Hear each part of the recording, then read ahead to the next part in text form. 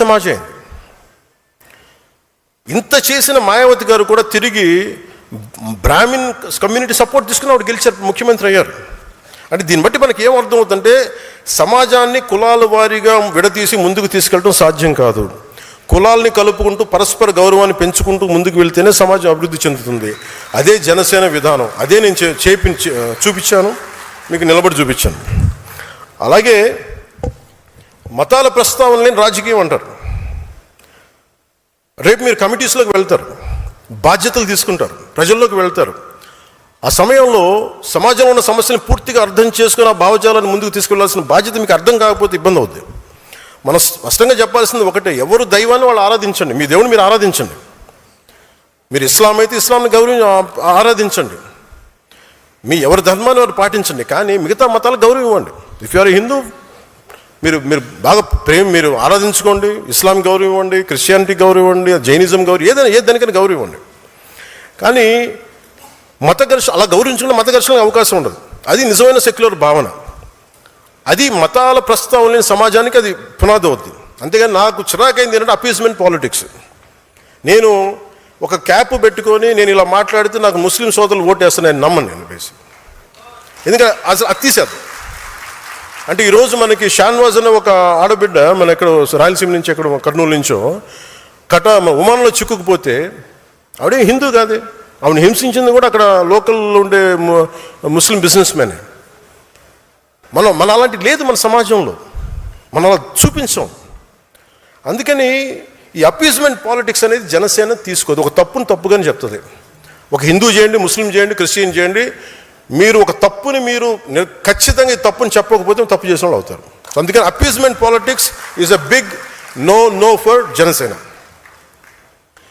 నువ్వు నీ పరిమితుల్లో ఉండు, నేను నా పరిమితుల్లో ఉంటా. నాకు ఇష్టమైతే నేను ఈ మతాన్ని అర్థం చేసుకుంటాను, స్వీకరిస్తా. కానీ బలవంతంగా మార్చే హక్కు ఎవరికి లేదు.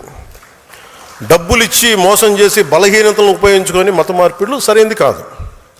ప్రతి వ్యక్తికి తన ధర్మం గొప్పదే, దాన్ని నేను ఎక్కడా కాదనడం లేదు. ఈ దేశం అన్ని మతాలని గౌరవించే సంస్కృతితో ఎదిగింది. పర్షియన్లు ఈ దేశంకి వచ్చినప్పుడు మీరు ఎలా ఉంటారు, మీరు బయట వాళ్ళు అంటే మేము పాలలో పంచదారలో కలిసిపోతాం. ఎలా ఉంటారంటే ఆయన పాలు తెమ్మని చెప్పి చిన్న పంచదార వేసి ఇలా కలిసిపోతాం, మరింత రుచి ఎక్కువ బాగుంటుంది మాతో ఉంటుంటే. మేము ఎక్కువ కలిసిపోయే వ్యక్తులను తప్ప మేము విడిగా ఉండే వ్యక్తులం కాదని చెప్పారు. ఈ దేశాన్ని మరింత మధురంగా చేస్తామని చెప్పారు. అందుకే ఈ దేశం వారిని ఆదరించింది. శ్రీకృష్ణదేవరాయల కాలంలో అరబ్ వ్యాపారులు గుర్రాలు అమ్మడానికి వచ్చి మాకు ప్రార్థనా స్థలం లేదు అని అడిగితే ఆయన మస్జిదులు నిర్మించి ప్రార్థనలు చేసుకునే అవకాశం కల్పించారు.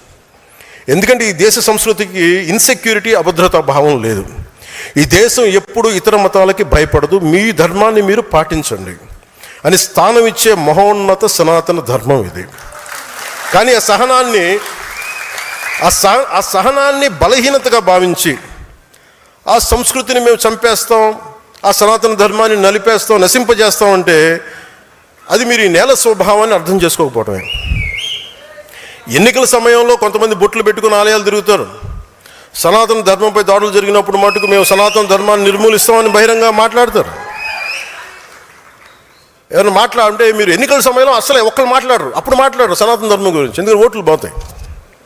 అయిపోగానే మొత్తం పదవుల్లోకి వెళ్ళిపోయి అసెంబ్లీలోకి వెళ్ళగానే ఇప్పుడు మాట్లాడతారు మళ్ళీ.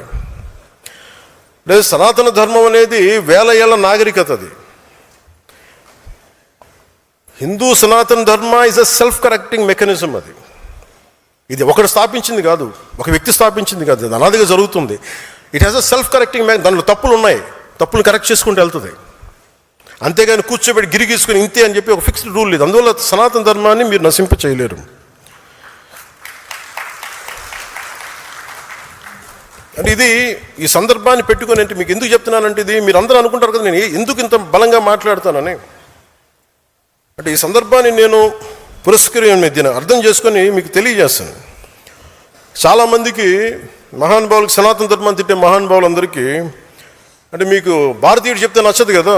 ఎక్కడో జర్మనీలో ఉండే ఒక ప్రొఫెసర్లో లేదంటే కూర్చోబెట్టి అక్కడ కూర్చొని ఒక షోపెన్ హావర్ లాంటి ఒక జర్మన్ ఫిలాసఫర్ చెప్తే మీకు అర్థం అవుతుంది. కనీసం సనాతన ధర్మం గురించి ఆయన ఏం చెప్పారు మీకు తెలియజేస్తాను. అంటే ఆయన అన్న మాట చెప్పండి, the fruit of the highest Vedas the fruit of the highest human knowledge and wisdom, the kernel of which has finally come to us in the Upanishads and as the greatest gift to the 19th century. అలాగే ఇది నేను తర్వాత tweet చేస్తాను, లేదంటే మన